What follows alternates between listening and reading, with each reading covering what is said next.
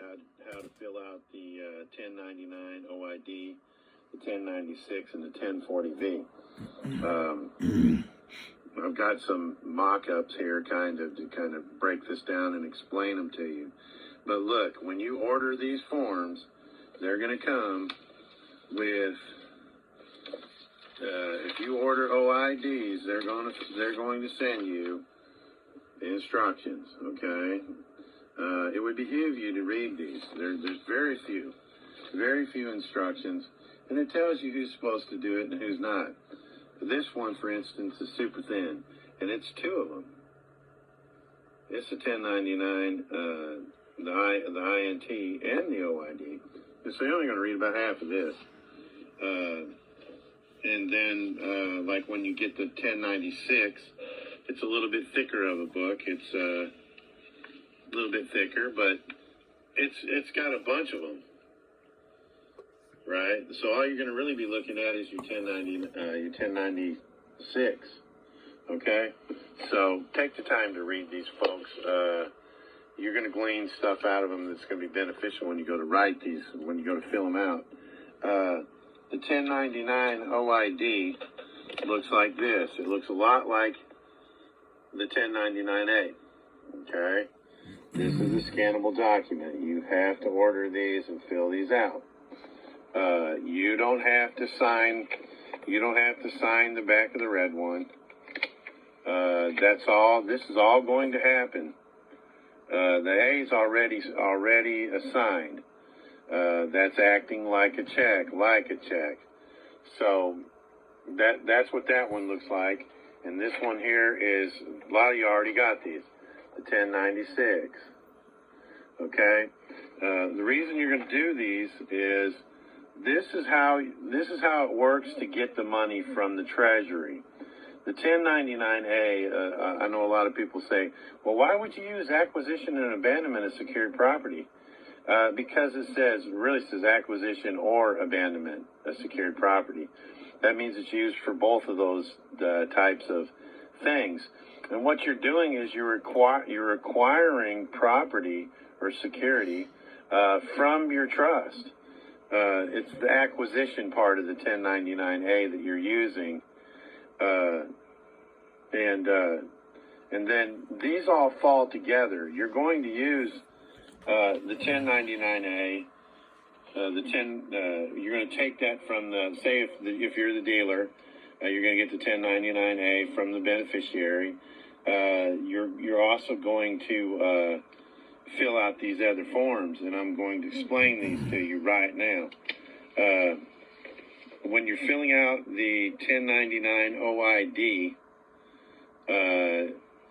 it's going to have some fields in it to fill out. See, I got this one filled out, and you can screenshot it or whatever. But up in the top, up here in the top, left-hand corner is the Treasury. See, it's the United States Treasury, 1111, okay? And then right down below that, you're going to have the Treasury's VIN number, the Federal Identification Number. And then right next to that, it's going to be the dealer's EIN number, okay? And then you're going to have the dealer's name, the dealer's address. This one here I've written out if you want to explain this to a dealer. But just substitute yourself if you're going to use this, say as the trustee. Someone else is a beneficiary and they hand you a 1099A. You're going to substitute yourself in place of the dealer, okay? I just put dealer in there because everybody seems like they want to try and get cars with the 1099A. This is how you're going to explain this to the dealers, okay? They'll fill out this. They'll put in all this information, right? And then you're going to get down here all the way at the bottom. That's the purchase order, okay? That's going to be the purchase order where it says account number. Purchase order or account number. With a dealership, it's going to be a car. The purchase order for a car. The account number is going to be, if you're acting as a trustee and you have, like, say, a company, and you want to, you're doing some work for the beneficiary wants to pay you in a 1099-A.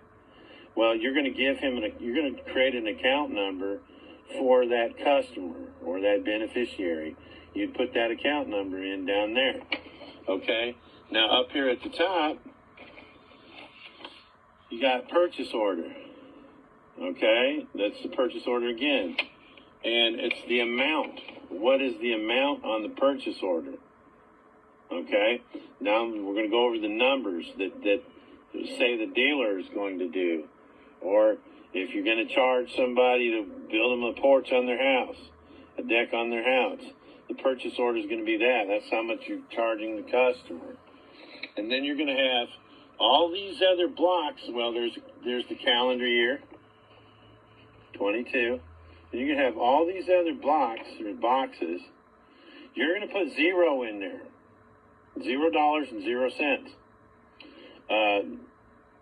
And I'm gonna explain that, right?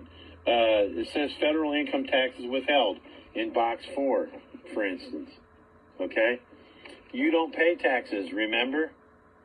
The trust is responsible for the taxes. So, you're not paying any taxes. There's nothing to withhold. There's also acquisition, early withdrawal penalties, market discount, and acquisition premiums. Those will all be zero, okay? And then you get down here in the box, it says original issue discount, United States Treasury obligation. Oh, I kind of messed that one up. That's going to be the price of whatever. I put $0.00. But that's going to be the price of whatever the car is, or it's the obligation that the original discount or the OID is going to be talking about. Okay, and then there's bond premium, tax exempt OID. See there, $0.00. State taxes withheld, $0.00, because you're not a taxpayer. Remember that. You're the beneficiary. You're not responsible for the taxes. The trust is. Now, if they want to charge taxes to the trust, go ahead. Who cares? Take the money from the tax money from the trust if you need it. But you are not a taxpayer. That's the OID, folks, and it's pretty simple. Pretty simple to fill out, just like the A is. And I'm hoping that through all this, you'll get a firm grasp of what it is when you go to explain this to these dealers. Well, this is how you're going to fill out the OID. And this is how because they're going to say, how you get the money? Well, this is how. You're going to fill out the OID. Here it is. This is what it looks like. You can even take an example, fill one out, and photocopy it, your OID that you have, and your 96, and fill it in for them, just as an example. Say, look, this is how you can do it. Do it like this. And explain it to them. And then you're going to have the 1096. And it's pretty self-explanatory, too. You got the business name and the business address, okay? And then you've got the contact name, right? The contact name at the dealership.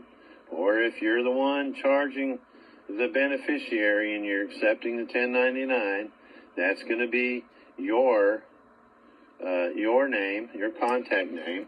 It's going to have your email address or the dealer's email address. And then it's going to have the dealer's EIN. Or if it was you and you got a TIN number, a tax identification number, you put that number in there, or your Social Security number, or the Social Security number to the trust. Right? And you leave that blank. The Social Security number. Then you got the dealer's phone, dealer's fax, and total number on the forms. See there, total number on the forms, 2. Okay, that's if the two X's. You got an X here and an X there. Those are the forms that you're going to send with this 1099-A. Okay? And then it's got total amount reported with this form on the 1096. I put to be determined because that's going to be the price of the car. Okay, if you're buying a car, a dealership, that's the price that's going to go in there. That should be the same price that's on the 1099-A. Okay, or if it's you're doing work for someone and you're accepting the 1099-A in lieu of a payment for the job that you're doing, you put that in there, and then you check the boxes 1099-A and 1099 OID because they're the ones going with this form. 1099 and then you're going to sign it OID here. 1040B put voucher. Beneficiary here. 1096. And then the date. Now you say, well, why would you put beneficiary? Because this is you filing, acting as the trustee, but you are the beneficiary of the funds that are going to come from the Treasury. Okay? And from that, you go on to the 1040V. Now this 1040V, folks, is the one when we did the lien securities. Okay, don't get confused. Okay, because these are for us and how we did the lien securities after the conditional acceptance right now. And the contract to the Treasury. So here's one of my under 12 minutes. 1096 We're not doing lien securities from right 2014. Now. We want a new car, new truck, okay, new van, or new and this one here we sent in van that holds 20 to 30 people for the church. With with all the lien you can securities. drive 30 people around. Total number shopping. of forms. Take them to church. Right. Here's the $48 million and $48 million. And see, we put our names in it right here. Right? That would be, if I was going to do work for somebody. All right, I'm going to cut this. Right? I would fill it out like that. So when I go to the dealer, I'll have it on my YouTube channel. I'm going to put this on my YouTube channel now. It says right here.